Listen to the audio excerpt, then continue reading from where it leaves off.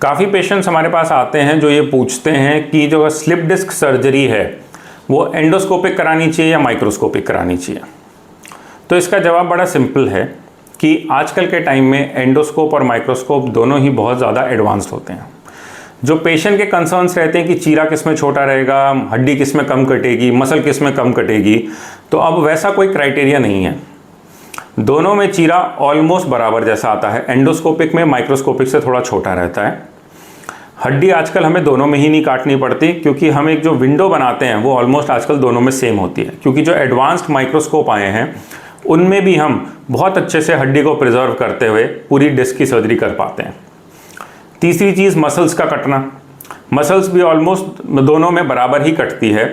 Endoscopic जब हम करते हैं तो हम एक ट्यूब से करते हैं, तो उसमें हम मसल्स को स्प्लिट करते हुए जाते हैं जिससे कि मसल्स को हम कम से कम काटें। इसी तरह से जो आजकल लेटेस्ट एडवांस माइक्रोस्कोप आए हैं उसमें जब हम सर्जरी करते हैं तो उसमें भी हम मसल्स को ऑलमोस्ट ना के बराबर ही काटते हैं। तीसरी चीज़ जो लोग हमसे खास तौर से पूछते हैं वो ये कि कितने दिन हॉस्पिटल में रुकना पड़ेगा, किस में रिहैबिलिटेशन फास्ट है, किस में छुट्टी फास्ट है। तो इसका जवाब भी बड़ा सिंपल है, आजकल दोनों में इसमें भी कोई फ़र्क नहीं है।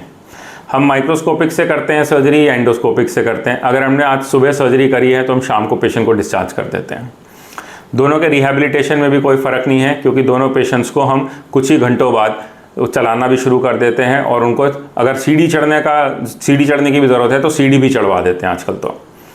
और जहाँ तक रहा कि पोस्ट ऑपरेटिव में दवाइयों का या फिर एंटीबायोटिक्स की नीड, तो वो भी ऑलमोस्ट दोनों में बराबर है। दूसरी चीज़ जो खास तौर से लोग हमको पूछते हैं कि जब आप एंडोस्कोपी करते हो या माइक्रोस्कोपी करते हो उसमें फ़र्क क्या रहता है। तो जब हम एंडोस्कोपी करते हैं तब हम एक टीवी स्क्रीन होती है बड़ी सी, उस पर सारा प्रोसीजर देख रहे होते हैं। और जब हम माइक्रोस्कोपी कर रहे होते हैं तो एक माइक्रोस्कोप होता है जिसका आई पीस हमारी ऐसे आँख में लगा होता है, हम उसमें देख रहे होते हैं। तो दोनों में ही विजन सर्जन का बहुत अच्छा रहता है।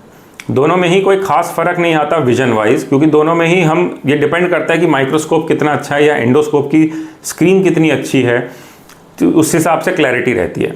अगर हम किसी छोटे सेंटर में सर्जरी कर रहे हैं जहाँ पे की स्क्रीन अच्छी नहीं है, तो हो सकता है वहाँ पे एंडोस्कोपी करने जाएं और स्क्रीन अच्छी होने की वजह से विजन उतना अच्छा ना हो। सिमिलरली जब हम माइक्रोस्कोप में कर रहे हैं तो अगर एडवांस्ड माइक्रोस्कोप है तो उसकी इमेज इतनी क्वालिटी इतनी अच्छी होती है कि वो एकदम हमें सब कुछ क्लियर दिखता है। तो ये जो डाउट रहता है कि स्लिप डिस्क की सर्जरी होनी है एंडोस्कोपिक कराएं या माइक्रोस्कोपिक, ये छोटे सेंटर्स पे तो इसका फ़र्क पड़ता है जहाँ पे कि एडवांस माइक्रोस्कोप नहीं है या फिर एंडोस्कोपी की भी स्क्रीन अच्छी नहीं है।